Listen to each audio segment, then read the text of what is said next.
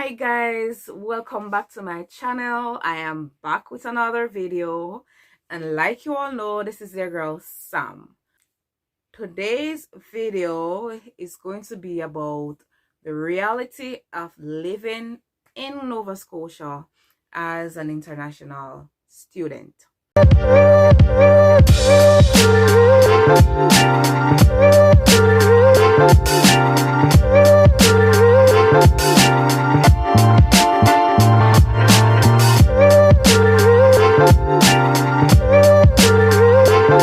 Okay, I get the question of why did you leave Jamaica so often? Because every time I speak, people are asking me, where are you from? And I would be like, Jamaica. And I was like, Jamaica? So why did you leave Jamaica to come here? Or what brought you here?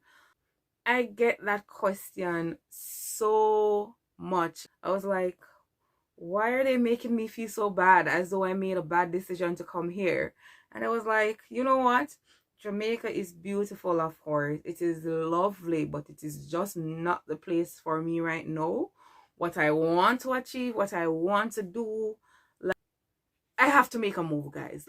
Yeah, so for those of you who are in the process of applying for a study permit or work permit or whatever, please don't be affected. Please don't be like contemplating whether or not coming to Canada is going to worth it. Yes, of course, in the beginning, it's not going to seem as though it makes sense, but after all, everything is going to pay off. So it's gonna worth it all after all. So I know I think about it, I prayed about it, and I just made my decision. I just walked out in faith. I am a risk taker, I would say. But yes, today I just want to talk about house prices in Sydney, Nova Scotia. Like, when I was planning to come here and I was looking at the housing costs, like the prices for like students accommodations as well as apartments for persons who want to rent for family, it was really cheap, like really affordable. And I was seeing at one point in time, I was seeing like rooms for like $275. Yes, I just said 275. That's how cheap houses were here. That was in early 2022, near about when I was looking, like January, February 2022 last year, which is not long ago. That is basically just 1 year ago that the houses you could find share facilities where you have your own bedroom but you share bathroom and kitchen with probably a landlord or other students occupying that property. But now, compared to 1 year later, the average that you pay for rent here, like for a private room, but you're sharing bathroom with 5, 6, 7 people, you're sharing kitchen with 5, 6, 7 people, you're paying like $500 per month. That includes all utilities, of course, so you don't pay anything outside of that $500. However, I'm just saying that the housing price, like it is doubled. Like in less than a year, the price for housing here has doubled because they see that the demand is there for accommodation. Like, so many persons book tickets. I have quite a few of my subscribers who are reaching out to me to say, hey, that they're coming next month in April, and they have yet to secure accommodation, and if I could assist them in securing accommodation. And I would be like, I am more than willing to help people to get accommodation, but the timing is just bad. Working 2 jobs, finding time for your families, doing schoolwork, it is demanding. It is so much to do. And not only that, even if I assist you guys in finding accommodation, if I say, for instance, I find something today that I like and I think will suit you well, because at this point, you're not in the country, all you want is to get somewhere to sleep, to stay when you arrive in Canada. But to secure that place, you're gonna have to send funds to secure your accommodation. Nobody knows me. Nobody's gonna feel comfortable enough to send money to me. Yeah, I'm on YouTube and everything. But if I find somewhere for you guys, it's gonna have to be secured by deposit 95% of the time. With that being said, getting insecure is like a first come, first serve basis. There are already so many students here that is either want to move from their housing that they're currently at, so they're trying to find other housing. And as soon as they find something and look at it, if they pay first, that's who the landlord is going to give the property to, because they're not going to sit down, oh, I have a student coming in from Nigeria or Jamaica or India next month, so I'm going to save this place for them. No, they're not going to do that. They're not going to hold the place unless you paid the deposit. So if it is that you guys have families in Canada and you're looking for housing or houses, whichever one you want to use, then you need to send that person money, or if they can pay it for you until you get here. But I'm not going to promise to pay deposit for nobody until they get here. I don't have luck with money. So if somebody's going to ask me to help them to get accommodation, they're going to have to send me their deposit. And I would suggest send it ahead of time, because say for instance I see the place today, by the time you send me the money tomorrow, I guarantee you that that place is going to be gone. Like, that's how fast and that's how demanding it is.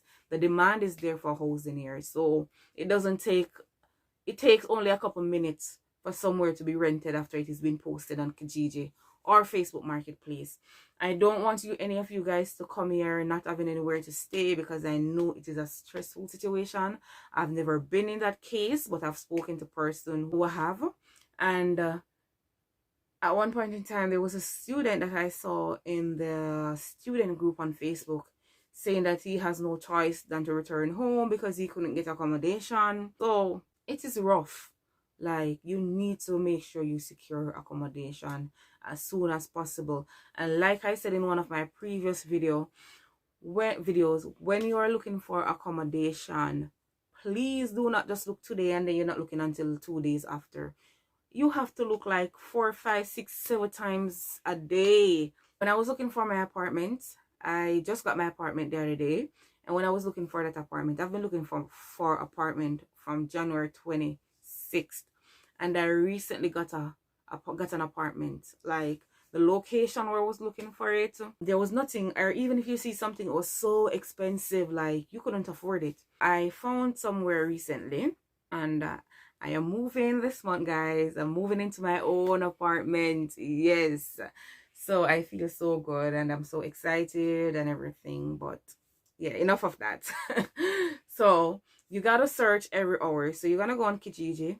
You're gonna search every hour. I think there's a notification thing on Kijiji that you can turn on. So it tells you when a property is being added or posted. So you can jump on it. Another thing that I need to tell you guys is, please make sure you have a plan on your phone that you can use to call the landlords here when a property is posted. If a contact number is also posted, I suggest you call the persons that posted the property, which is the landlords, of course. Because the experience of talking to somebody over the phone is way more different from them reading a text message from you. Sometimes people just talk to you and instantly they fall in love with you. And even if it was a case where they didn't plan on holding the property, after they get to know you, they might offer to say, okay, you're gonna pay X and I'll hold the property for you. So put a plan on your phone. When I was coming to Canada, I had to put a plan where I could call in Canada. So every time a property is being posted and there's a contact number, I would call, because you get a better experience and a better chance of you securing a property when you call.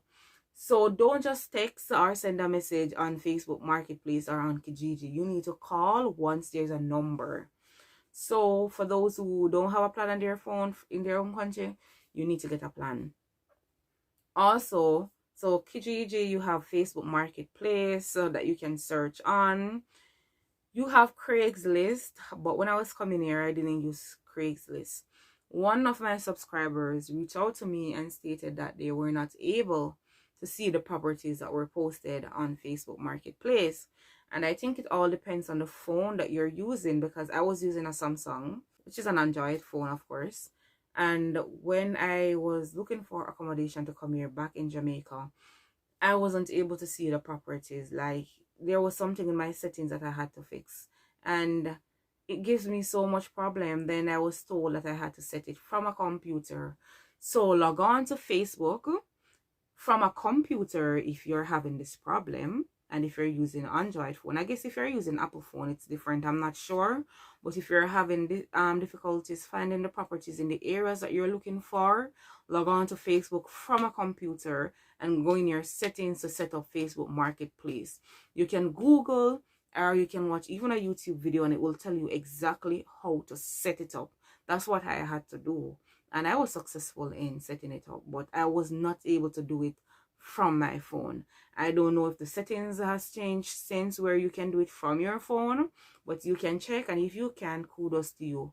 But how you would know if it is set correctly, like when you go on Facebook Marketplace and you go on property rentals, some of them just say properties, some just says rentals, or some say property rentals. You click on that. If you're seeing properties in the area that you're looking, then you know it is correctly set. Because at first when I went on there, it was showing me all of Nova Scotia. Then when I got it set, like you see other properties around Nova Scotia, but Sydney, Cape Breton is always at the top. So it shows all of those properties first. So this is one of the ways that you can ensure that you actually have access to the rental properties on Facebook Marketplace. Like I said, you can check out Craigslist.